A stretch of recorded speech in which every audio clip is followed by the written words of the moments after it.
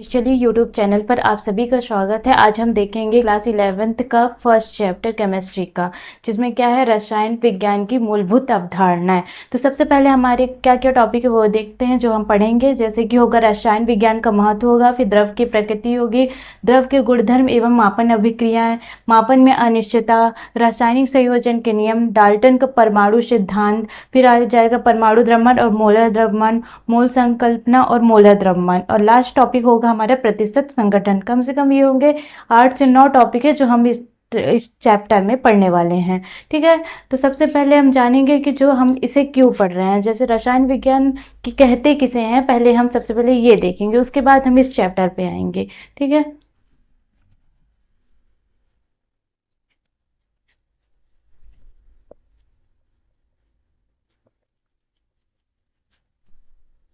रसायन विज्ञान इसको क्या कहते हैं इंग्लिश में? केमिस्ट्री। केमिस्ट्री जो है वो क्या है, कीमिया शब्द से मिलकर बना है।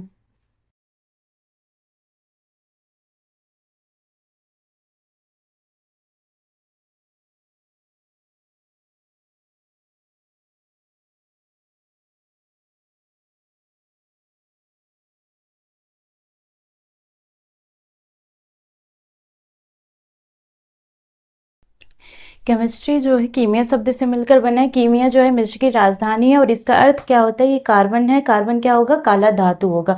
और जो केमिस्ट्री के जो जनक हो जाएंगे वो कौन होंगे, लेवाजियर। इसके जनक हैं लेवाजियर हैं। और जो भारत के जनक हो जाएंगे कौन, पीसी रॉय। ये हमने देख लिया कि रसायन विज्ञान की शुरुआत कैसे हुई, इसके जनक कौन है, भारत के जनक कौन है। अब हम देखेंगे कि ये जो रसायन विज्ञान है इसकी परिभाषा है।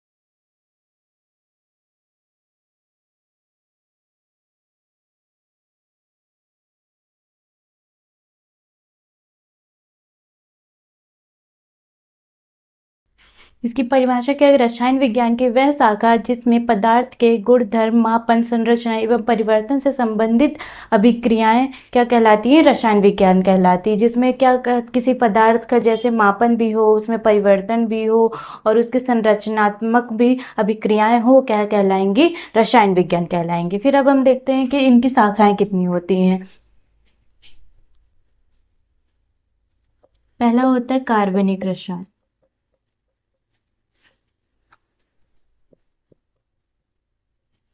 जो कार्बन और हाइड्रोजन पदार्थ से मिलकर यौगिक बनाती है।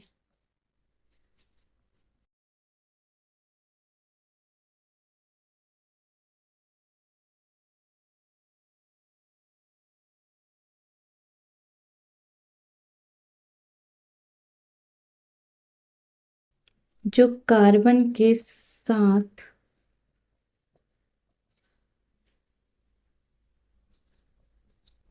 हाइड्रोजन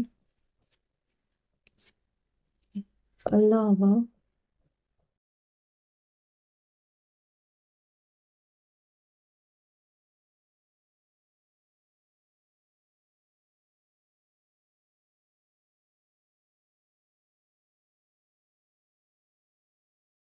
क्या हमने देखा, इसके कितने होते हैं, शाखाएं कितनी होंगी, 4 शाखाएं होंगी। जिसमें से पहली शाखा है कार्बनिक रसायन, जिसमें कार्बन और हाइड्रोजन पदार्थ से मिलकर कोई यौगिक बनाती है तो क्या कहलाती है, कार्बनिक रसायन कहलाती है। फिर आता है अकार्बनिक रसायन। अकार्बनिक रसायन में कार्बन के साथ हाइड्रोजन के अलावा कोई अन्य पदार्थ मिलकर यौगिक बनाते हैं तो क्या कहलाएंगे, अकार्बनिक रसायन। उसके बाद हम देखेंगे भौतिक रसायन।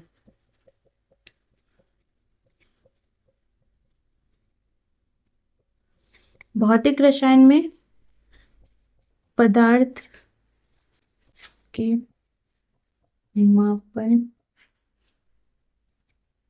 मात्रक, क्रिया, भौतिक रसायन के।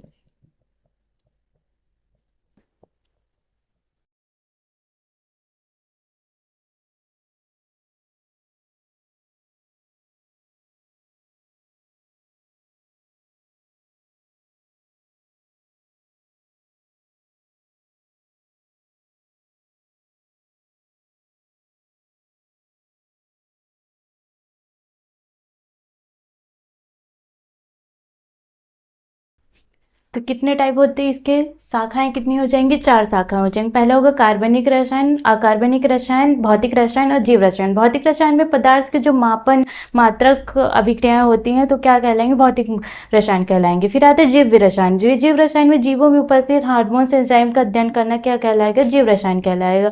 ये हमारे हो गए कि 4 शाखाएं होगी। अब देखते हैं हम लोग का जो टॉपिक है, जो चैप्टर का हमारा फर्स्ट टॉपिक है उसे हम देखते हैं। जैसे सबसे पहले हम देखेंगे द्रव। द्रव मीन्स क्या होगा, पदार्थ, मैटर। ये क्या हो गया हमारे, द्रव पदार्थ। मतलब इसे किसे कहते हैं, जो स्थान घेरता हो,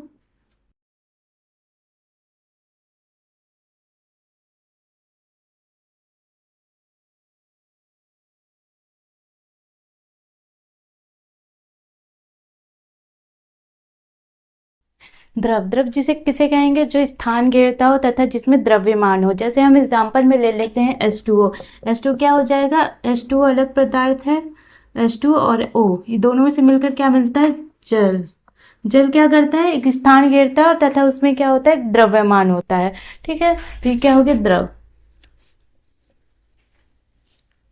अब देखेंगे द्रव के भौतिक गुण।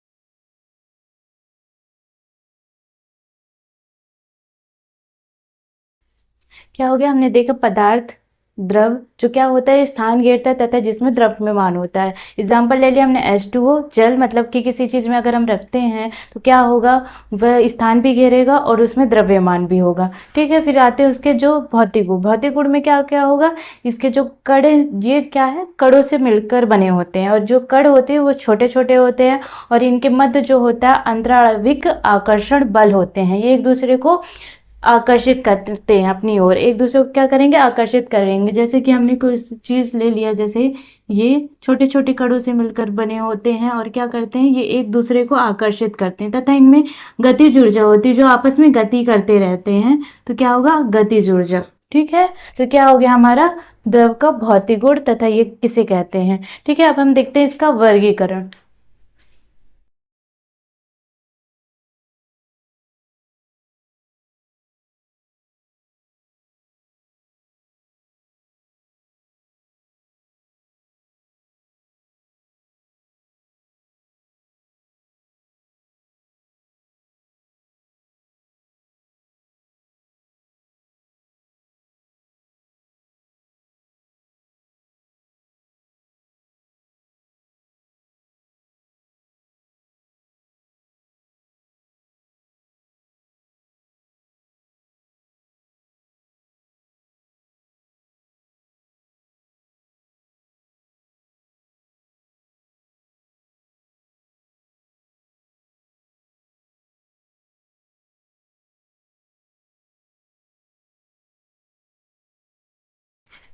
क्या होगा रासायनिक ये द्रव का वर्गीकरण कितने प्रकार का होता है? 2 प्रकार का। पहले होता है भौतिक अवस्था के आधार पर, एक होता है रासायनिक संगठन के आधार पर। तो भौतिक अवस्था के आधार पर कितने टाइप का में सबसे इम्पोर्टेंट ये है कि ये 3 प्रकार का होता है, लेकिन हम इसे चार चार अवस्थाओं में करते हैं। जैसे कि ये ठोस में होता है, द्रव में होता है, गैस में होता है, प्लाज्मा, और चौथी अवस्था होती है प्लाज्मा। लेकिन सबसे क्या है, हम मानते किसको? केवल 3 को मानते हैं, जैसे कि ठोस, द्रव, गैस। लेकिन चौथी अवस्था भी होती है जिसे कहते हैं प्लाज्मा। ठीक है, तो ये क्या हो गई? भौतिक अवस्था के आधार पर। रासायनिक संगठन के आधार पर ये 2 भागों में विभाजित हो गई। एक शुद्ध पदार्थ होता है, एक अशुद्ध पदार्थ होता है। शुद्ध पदार्थ में क्या आ जाएगा? विलयन आ जाएगा, और अशुद्ध पदार्थ में आ जाएगा कोलाइड और निलंबन। ठीक है, तो सबसे पहले हम देखेंगे भौतिक अवस्था के आधार पर।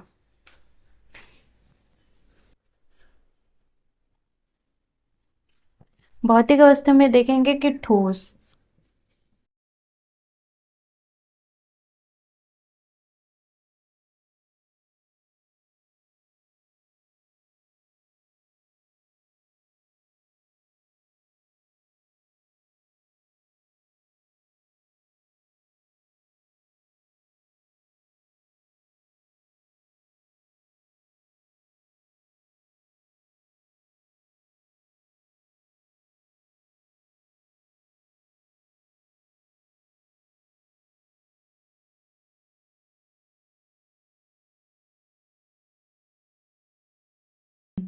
एक ठोस में क्या होगा? जो कणों के मध्य आकर्षण बल क्या होगा? मजबूत होता है। जो इनमें जो आकर्षण बल है, जो एक दूसरे को आकर्षित करते हैं, तो क्या हो जाएगा? वो मजबूत होगा। ठीक है, और जो गतिज ऊर्जा है, तो इनमें गतिज ऊर्जा नहीं होंगी, क्योंकि आपस में एकदम क्या है? जुड़ी हुई हैं। इनमें आकर्षण जो बल है एक दूसरे को ज्यादातर खींच रही है एक दूसरे की तरफ। ठीक है, तो क्या होगा? इनमें गतिज ऊर्जा नहीं होंगी, और इनमें जो रिक्त स्थान है, बीच में जो रिक्त स्थान रहता है, इन दोनों के बीच जो गैपिंग है, वो क्या होगा? कम होगा। ठीक है, तो ये हो गया हमारा ठोस। अब देखते हैं द्रव।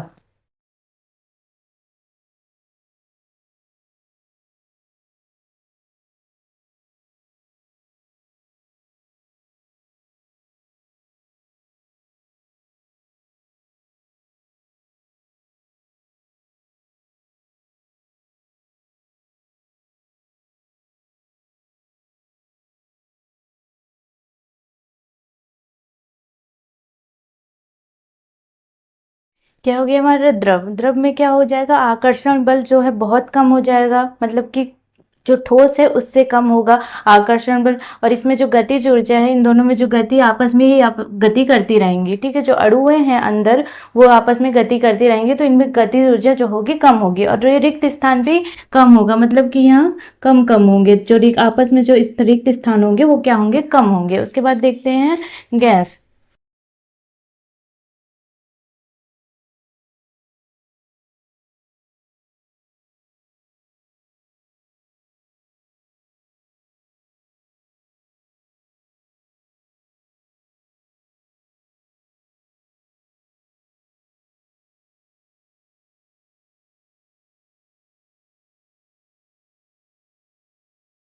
गैस में क्या होगा? आकर्षण बल इनमें बहुत कम होगा। ठीक है, और क्या होगा? गतिज ऊर्जा अधिक होगी, और फिर उसके बाद क्या हो जाएगा? रिक्त स्थान भी अधिक होगा। इनके मध्य जो है केवल क्या है? हवा है। हवा मतलब क्या? गैस है। जो अणुएं हैं तो आपस में मिलकर के गैस बना रही है, जिसमें आकर्षण बल बहुत कम हो जाएगा, अणु तो रहेंगे ही नहीं। और क्या होगा? गतिज ऊर्जा भी बहुत अधिक होगी, ये आपस में घूम फिर कहीं भी जा सकते हैं। फिर रिक्त स्थान भी अधिक होगा, इनके बीच जो डिफरेंस है बहुत ज्यादा होगा। ठीक है, तो ये क्या हो गया? गैस हो गया। और ये चौथी अवस्था जो होती है हमारी प्लाज्मा, जो क्या होती है? जो ठोस, द्रव और गैस तीनों अवस्थाओं से जो मिलकर बनी होती है, वो क्या कहलाती है? प्लाज्मा। ठीक है, प्लाज्मा में जैसे कि हो गया शहद, हो गया जेली, हो गया, ये सारे क्या हैं? प्लाज्मा है। ठीक है, तो ये हो गया हमारा भौतिक अवस्था। इसका जो नेक्स्ट वीडियो है रासायनिक, जो रासायनिक अवस्था है, उसको हम नेक्स्ट वीडियो में देखेंगे।